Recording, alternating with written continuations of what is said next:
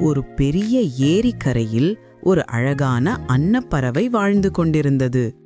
அன்னத்தின் இறகுகள் பனியைப் போல வெள்ளையாக இருந்ததால் காட்டிலுள்ள எல்லா பறவைகளும் அதை மிகவும் மதித்தார்கள்.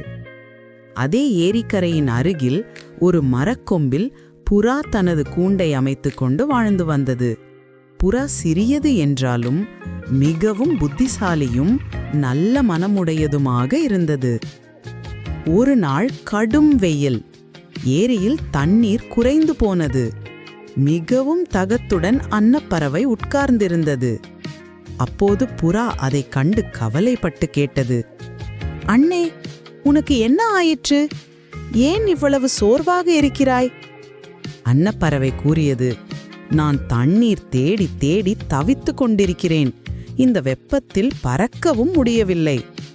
புறா உடனே தான் சேகரித்து வைத்திருந்த சிறு பரத்துண்டுகளையும் அருகிலிருந்த குளிர்ந்த நீரும் கொண்டு வந்து அன்னத்துக்கு கொடுத்தது.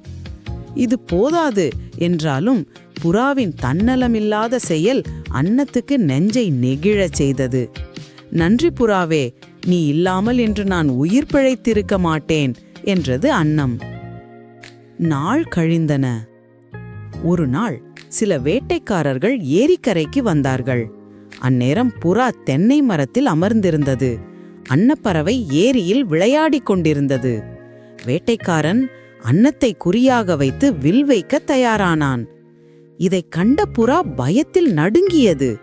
உடனே பெரிய சத்தத்துடன் கூவி கூவி அன்னத்தை எச்சரித்தது.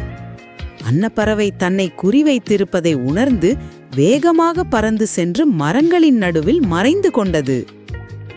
வேட்டைக்காரன் கோபமாகி புறாவை நோக்கி பார்த்தான். இதுதான் சத்தமிட்டது என்று நினைத்து புறாவின் கூண்டை நோக்கி ஓடினான்.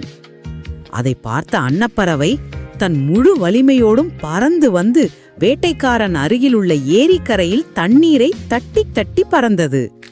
திடீர் சத்தம் கேட்டதால் வேட்டைக்காரன் பயந்து திரும்பி பார்த்தான். அந்த சில வினாடிகளில் புறா பாதுகாப்பாக பறந்து மரத்தின் மேல் மறைந்து விட்டது. அன்னம் அருகில் வந்து புறாவை பார்த்து சொன்னது, "நீ என் உயிரை காப்பாற்றினாய். இப்போது என் தரப்பில் நான் உன்னை காப்பாற்றினேன். நண்பர்கள் இவ்வாறே ஒருவருக்கொருவர் துணை நிற்பார்கள்."